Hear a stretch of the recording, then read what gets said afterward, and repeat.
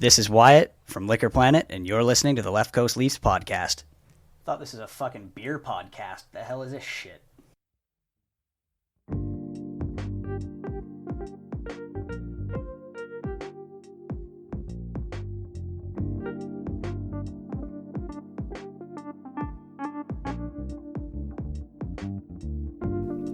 What's up, everyone? Welcome to episode 78 of the Left Coast Leafs podcast. I'm Sean Orge with my good buddy Trevor Bast. It's the fucking Christmas pod. It is. It's our last appearance together before Christmas. We might do one more before Christmas, actually. We could do a call-in. Yeah. Maybe after, or like an actual Christmas Day pod. If something outrageous happens. I don't feel like it. I feel like we're about to get in the dog days of the year where we just roll in the schedule. We're playing well. Yeah. You're positive. It threw me off. I came over, we did a little prep here. Yeah. And you're like, actually, like, I have nothing negative to say. I don't. This could be the first time in like over a year. Oh, I mean, but hey, like once my mouth gets moving, you never know what's gonna come out. Like there could be some breaking news tonight. Something big, something as big as Mrs. Claus's panties could come out of my. Wow. So speaking of Christmas, I travel tomorrow back to Ontario. Yes. Going back for a few weeks. Looking forward to it. First time back in Ontario in a few years for Christmas. Checking the weather for tomorrow, and it's supposed to fucking snow all day in Toronto and London, where I'm flying on my flights to. Yeah. So it's going to be awful, because on top of it, I'm bringing my dog Austin with me as well. Austin's flying. So are you first class in one of those pods? No, I'm not podding. No pun intended. I think Austin will be flying first class after his game tonight. I think Austin always flies. I think he flies private. I know. So I teed up a beer, and we didn't get one last time, okay? Because I did the Leaf game in Vancouver. And Wyatt fucked up. And Wyatt, yeah. And then he fucked up last time, but we had the backup beer from Grace. Yeah. But no, Wyatt fucked up, though. Yeah, Wyatt fucked up. So we haven't had a beer from Liquor Planet in a few weeks. So I go there for the beer today, and he's spot on, prepped, everything's good. He says, oh, and it's a $12 bomber, he said. I'm like, woo. Is it a rice pudding? No, it's not a rice pudding. I haven't had that one this year, and 4 Mile made it.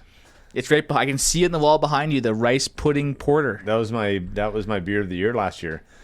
Oh, this could go either way. Is that Moon Over Water? It's Moon Underwater. A local down by Bay Street by the Scrapyard. I call it the Scrapyard Brewery.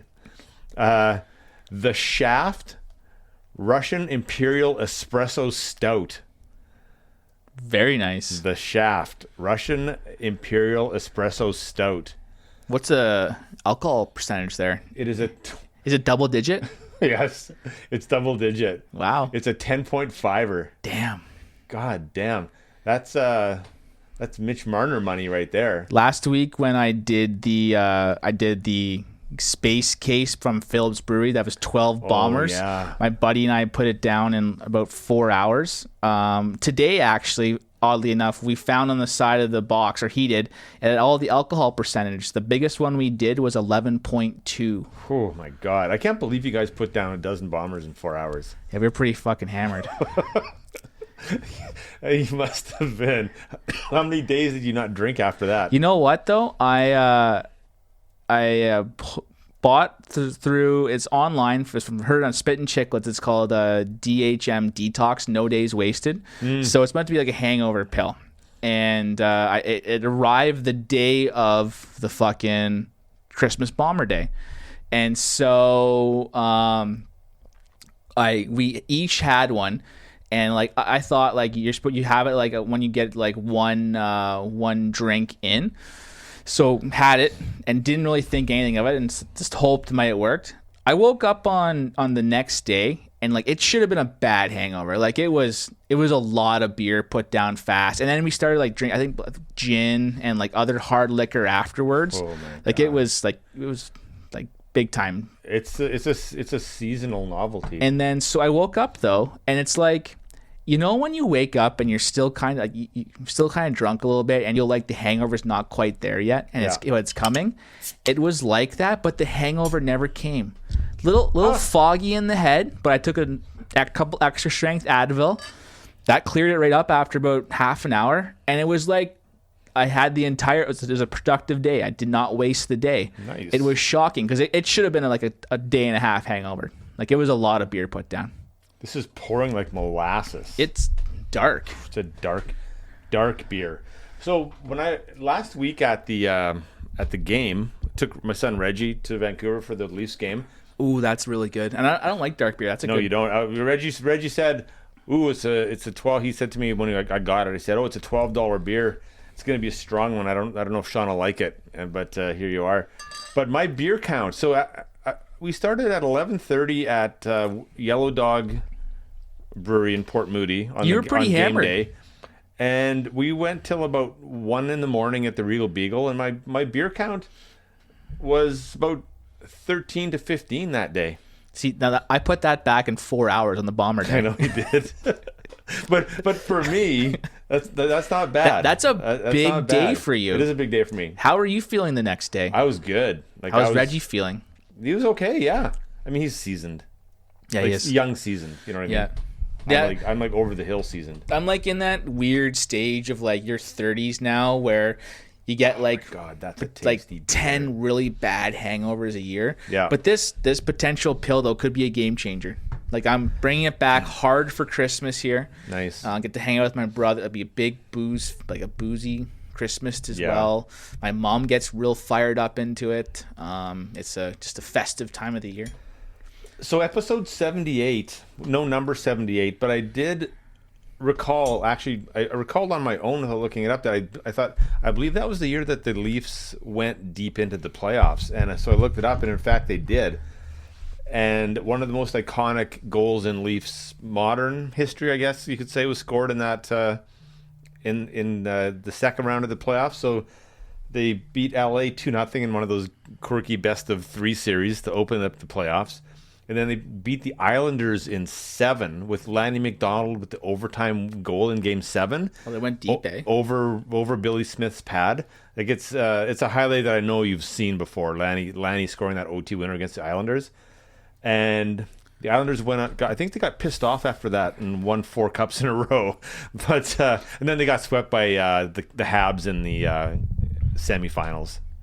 But so that's kind of our last, before 93, that was our last actual decent year. So that's 8 years before I was born. So that was a 15-year stretch of just complete 80s futility after that. Well, no different than like us right now. We went through from 2003 or 2004 to kind of now 2017. We had that little lockout glitch in 2013 where we made the playoffs on a 48-game schedule and had that game that should not be spoken of. Yes. And that, but yeah, so that's part of our history. I'll show you that goal on YouTube after you'll recognize it. Very nice. And it was Lanny too, so that made it even better. So what's your big ask from Santa Claus this year? I got nothing on my mind. Really? No, I don't. I'm thinking more about others this year. I thought you may have been like dialing up like some sort of like trip or like gift certificate to do like some sort of tennis tournament again, just based on how much fun you had last year. Well, just by default, there is going to be a tournament when I'm in Europe visiting my son Des in April. It'll be a clay court tournament in Germany as one of those warm-ups for the French Open. I thought you were going to be there around the French Open. Changed our times. Moved our time. Here's the funny thing. Moved our times because his girlfriend's dad emailed me a list of events in the spring, and there's this like gigantic beer festival that he wants to take me to in April.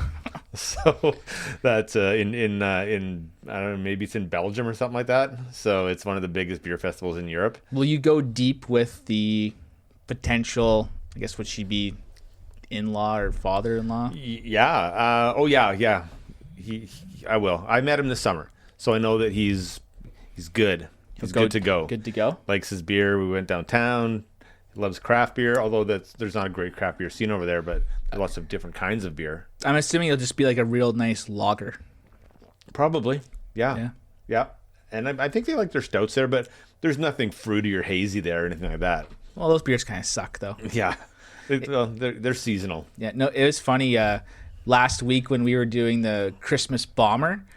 So the beers that we did not like the a tart beer or a sour beer, instead of like drinking it slow, like in like ew, this is gross. Yeah. We just pounded the beer to get to the next beer to enjoy the beer. Yeah, exactly. Get rid of that garbage. Get that garbage out of here, like Jack would say. That was kind of This lame. is a hockey podcast. So, don't want to get too focused on like one game because we're more of a general interest podcast. But the Leafs played Buffalo tonight. Well, they played Good Buffalo. They played Edmonton on Saturday. Yeah. You know what I've really liked the game, that you would never have thought this at the start of the year, but Justin Hall has really stepped up.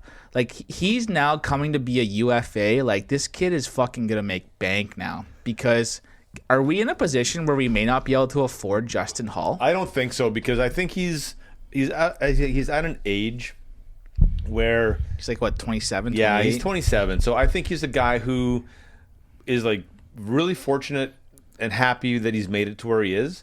And if he can get a few years of term at maybe 1 or 1.5, Ooh, no, he hasn't done that much. but he's a right shot. But he has no pedigree. Right shot D-man, looks great. Coming into UFA, I bet you someone fucking throws money at. Like, I bet you he's $4 million plus. If he keeps playing like this, it'll be $4 million plus with term. Okay, so let's say you're the GM of the Leafs and you want to talk to him today and you take him off the market. What would you offer him? To try and get him to Just stay. And Like- not go to free agency. Like, we love you now, Justin. Here is what? 3 times 1.75. Would you really? Yeah. He's looked great. What about if He's looked great. And I have to give I have to give credit to this one Twitter account follower, TC Wine Mixer, and he has tweeted out a few weeks ago that just offer him 8 times 1.25 right now, like a completely affordable but variable contract. He's guaranteed that money. He's not gonna. Wow. He's not going to turn his back on $10 million. What a decision that would be for him, though. Like, I know. But I think a lot of guys in this scenario, though, they're going to bet on themselves. I did see something earlier that what kills teams are not their high-end contracts, not their middle contract, but if you have too many contracts in that 1.5 to 2.5 range, that Or $11 million. yeah, but if you those ones add up to get you in trouble. Yeah. For marginal players, overpaying marginal guys a little bit too much. So, like, you mean for us, like the Kerfoot, Cappy, Johnson, like kind of realm? That's the thing. Like, let's say 6 months ago when Johnson and Cappy signed their contracts, we thought, hey, look at those really nice team-friendly deals. Like, those looked like good deals when they were signed. All of a sudden, we got $700,000 guys really, really stepping up. Yep. Like Mikheyev and Engvall. And Timashov and Gauthier. Goat. And now those guys, like, we want more production out of our 3.5 from those guys. We had a similar discussion at the start of the year. I'm not sure if you recall about Gauthier of what would you sign him right now for 3 times 1.5 and like get it done. That's when we were like, Goat was playing really well. I don't think Dubas would offer that contract now to Gauthier. I don't know if he fits in the plans, but I think doing those, like, we need to get some of those like a little bit more term, but like less dollar figures and just be speculative. Like, we need to take a chance, especially too if the cap ends up going up $4 or $5 million for next year.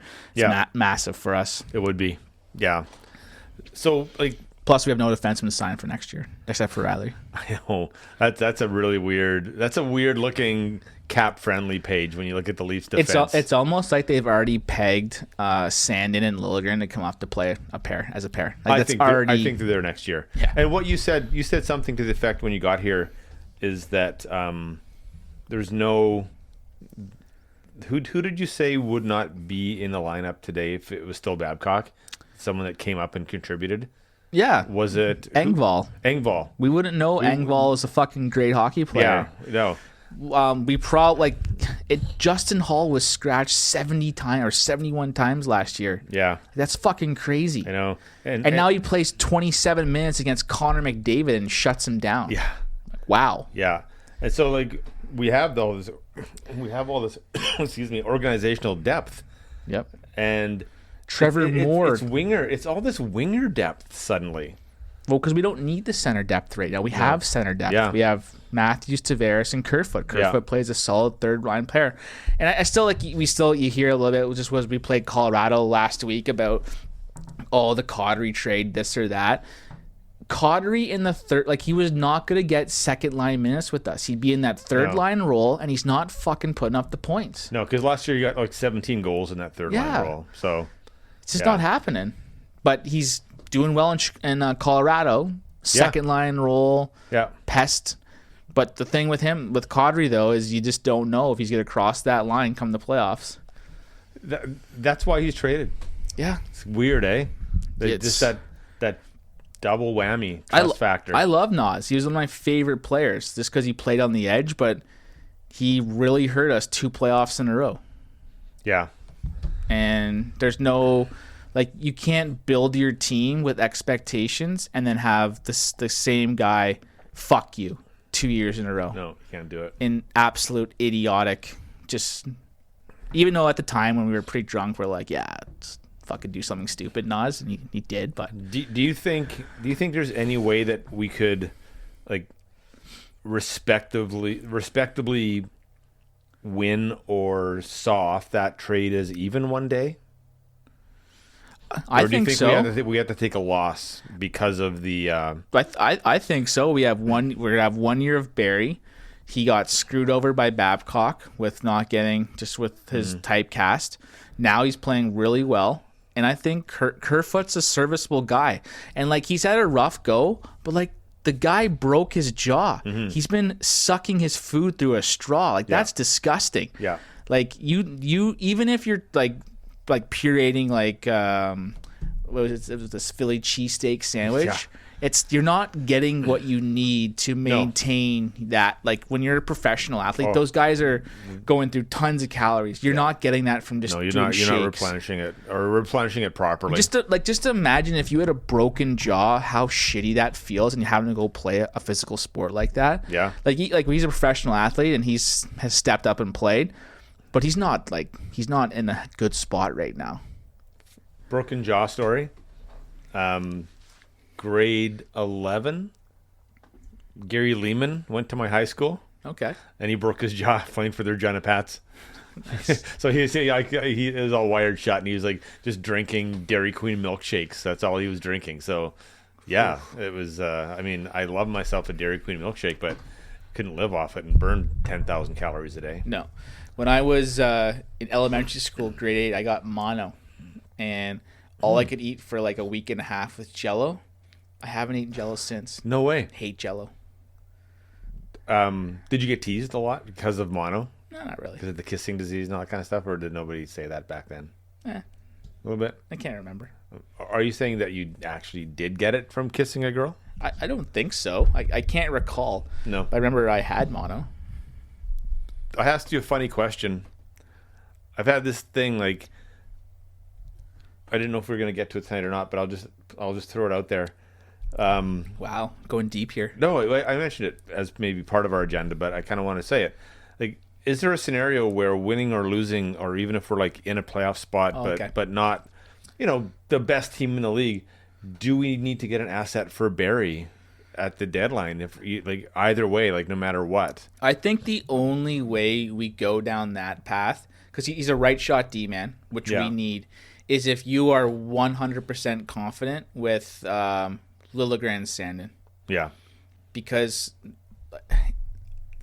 putting yourself in that big of a hole, especially at his contract being 50% because the Avs retained 50%, you need a pretty big person to fill that role.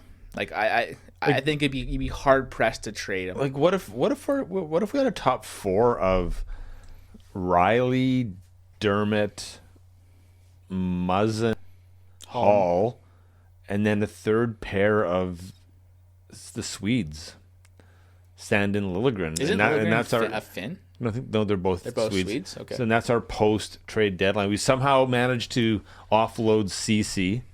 That's a massive downgrade. Not downgrade. Just that's what I'm wondering. Is it downgrade? It's a massive risk reward play. You're banking on these guys being studs, and I've read a few articles. Supposedly, Liljegren's been lights out this year. Has taken a real step forward.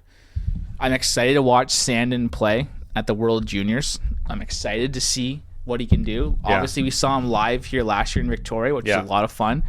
But Brandstrom kind of overshadowed him a little bit last year, and I think this is Sandin's year. Do you think he'll be the captain? Oh, I think so. I don't know their team, but you haven't done a deep dive in the Swedish national U20 team? No, I've been really focusing again on that Kazakhstan team that we watched last year. Is Kazakhstan back in the World Juniors? I don't know. Did they get relegated? I don't know. I think they had to. No, they had to stay in Vancouver. Didn't they have to play in the relegation against tournament? Denmark? Did they beat Denmark? They had to play the best 2 or 3. We'll have to look that up. Those are fun games. They were getting waxed, and they were getting cheered for so hard. It was great. A good story. Well, they picked a great song, though. Their goal song was Sweet Caroline. Yeah. That's funny. It's so ironic. But Kazakhstan is in the World Juniors. Okay. So they must have beat Denmark. That's amazing. Very nice. Yeah. They actually play it in the first game of the tournament. It's Switzerland, Kazakhstan, December 26th. Huh. Will you be waking up at 6 a.m. to watch it? I wake up at that time of day anyways. So you throw on I'll go to work at 7 that day. So I'll watch the on beginning Boxing of it. Day? Oh, yeah. I always work Boxing Day. Triple time? Double time. You get away from all the hustle and bustle. I'm usually little hungover. Little. I don't go hard, but I usually I have a few tasty burps in the morning. Some turkey, some craft beer. You'll have to look into getting some of the hangover pills. Some Pepto-Bismol. Yeah. But what about this team right now, though? I like it. So take the season, as weird as the season's been. We haven't really touched much hockey. We've been potting for 25 minutes here. But I think we've been really, really good. But take every game, take the season as a whole, as weird as it's been. They're now condensing that into every single game. You know what I mean? Every single game is just this oddity of its own. There's not a complete 60-minute meltdown. There's not a complete 60-minute domination. Except against St. Louis. All over the place. That was a really good effort. Yeah. I felt the St. Louis game was just absolute domination. Yeah. Great road win. But you're right, though. You watch it and you're left with wanting more. Like tonight, Austin Matthews scores 2 highlight reel goals. Yeah. Third period, he has an absolute horrible shift with Nylander. Yeah. And the Sabres score to make it 4-3. It's always just give me that let's go next level. Yeah. And you know what tough. You know what I'm finding for me the biggest kind of frustration watching this team and its new style of hanging onto the puck is that they're so reluctant to give it up, whether it's into an area or a dump in or whatever, that sometimes the hanging onto it causes a really untimely turnover at a really bad spot on the ice. How many times during that goal you just referred to, and many times throughout all the games, is it 2 feet from the blue line and almost out, but they're looking for possession, looking for that next little pass, and all of a sudden it's knocked off their stick and it's going back the other way. And Riley and Barry have already jumped into the play already. There's a lot of little things like that. It's just get it out. But then we bitched about that kind of shit when Babcock was playing the stretch pass, dump out, flip out hockey, right? Yep. So it's it was in. I saw there was a tweet saying that the Leafs have been studying the way that Barcelona plays soccer, which is very much ball control, regroup, which I think is interesting with hockey, where it's constant regroup. If you don't like what the look is, regroup. Like, don't give the puck up. That was evident from the first one of the first games that Keefe coached, right? The regroup versus the dump in and dump and change, which I think we mentioned. And as soon as the technology is available, like I think the term possession in hockey being shots for versus shot attempts for is kind of a misnamed item in the game. It's the best way to get to it with a large sample without actually having someone. But once they put the chips in the puck and or whatever they end up doing and measure actual time of possession, the chips and the humans, it'll be interesting to know the actual time of possession versus that. And they'll rename that other stat, but it'll be because like I watched, like the Leafs are owning the puck quite a bit. Like I wonder what their ratio of actually owning the puck in this over 60 minutes is versus not. It feels like it's a lot more, but then they do get hemmed in a lot though too. They chase a lot. Yeah, but I find. But a lot lately though, they have been in the lead, driving the game, so they haven't had to be like pushing to score that goal. Yeah. So even against Calgary, they were dominated. They just kind of fucked up for 3 minutes. That was a 2.5 minute meltdown of epic proportions. Yeah, but no, but I like the style of play. Are we a playoff team? Yes, I think they're gonna make the playoffs. Only because there's a lot of teams in the same boat right now. Would you like to play Buffalo in the first round of the playoffs? Hell yeah, why not? Why not? I think everyone's gonna be there. I think there's such a mushy middle in the Atlantic Division right now, because there's no chance any wild cards are coming out of the Atlantic, but spots 2 and 3 are up for grabs. If Philly or Pittsburgh falls off, Pittsburgh's had a lot of injuries. I would like to see us like go on a little bit of a run here.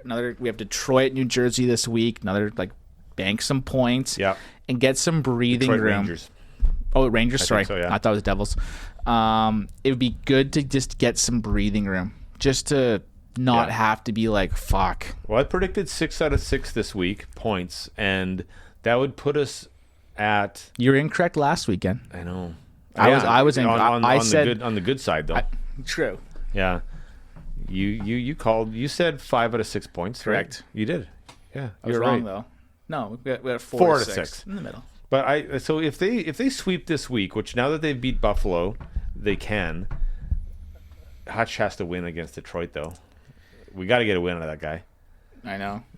But that'll be 6 of 7. Detroit's, and that's the beginning of a kind of a streak.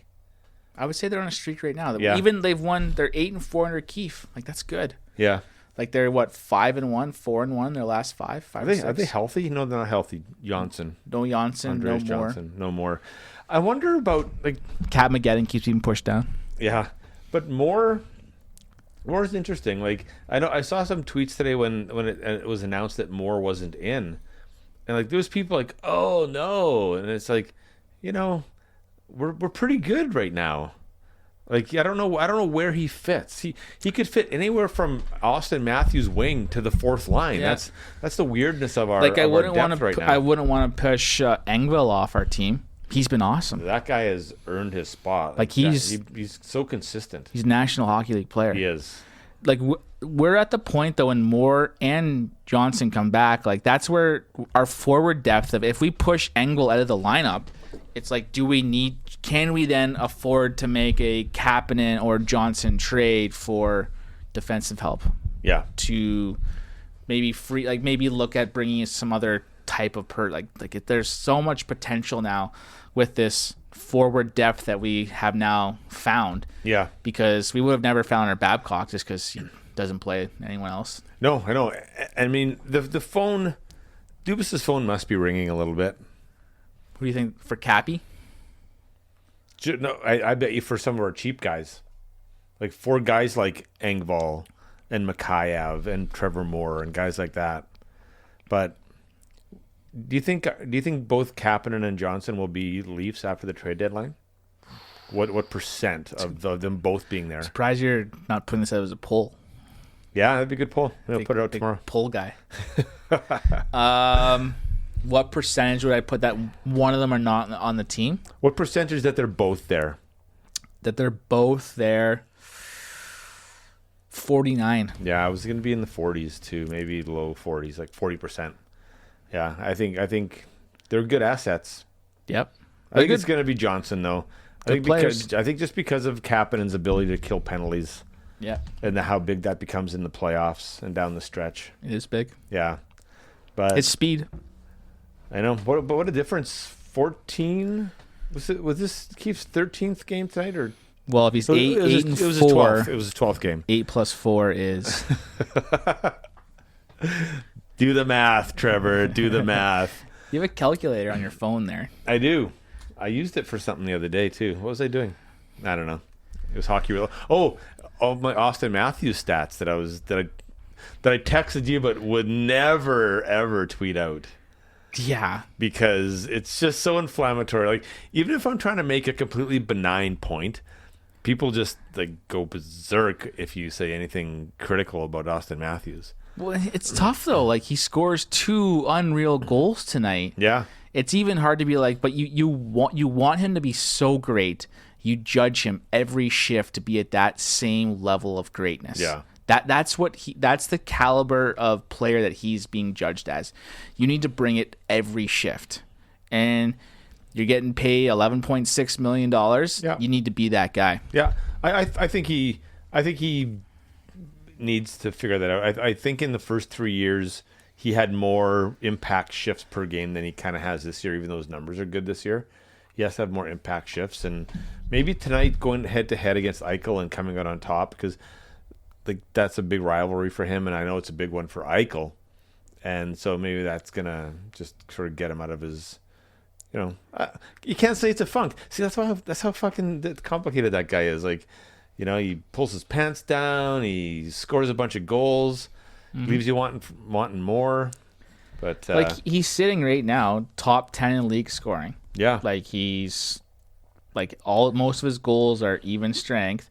He's top 15 in league points. Like, he's a fucking really good hockey player. It's amazing that he has such a high ratio of 5-on-5 goals to power play, because pure goal scorers typically, like Ovechkin, like really high percentage on the power Jonas play. Siegel put his tweet out of the last 40 years of after 250 games. Yeah. Who, like, the people that have more 5-on-5 goals than Matthews, it's like 5 people. It's like Lemieux, Gretzky. It's an unreal list. Good players. Like, outstanding Bossy? players. Probably Bossy. I'm not sure. Yeah. So, good. All right. It's Christmas time. I fucked up. We were supposed to do Secret Santa. Oh, yeah. I mailed it in. But I mentioned it like 2 weeks ago. They never mentioned it again. So... But I'm an adult, though. I should have set a reminder. Do you want to do this live? You are very tech savvy. You have... Okay, I have a little something for you. So I walk into the room, and I see the gift there, and I immediately realize that I had messed up. And then as soon as I realized I messed up, I then tried to blame Trevor and be like, you didn't remind me. No, but it was kind of like, I went to Saskatchewan about a month ago, and I was telling you that I went to this gift shop. No, just an Esso in Davidson, Saskatchewan. It's just like the big stopover halfway point between Regina and Saskatoon. Could you buy beer there? No, beer? People usually gas up there, grab a coffee, and just keep going, go to the bathroom. And this Esso station and confectionery has turned into this like huge memorabilia shop. And they had like sports memorabilia coming out of the yin yang, and mostly NHL, a lot of Oilers stuff, obviously, too.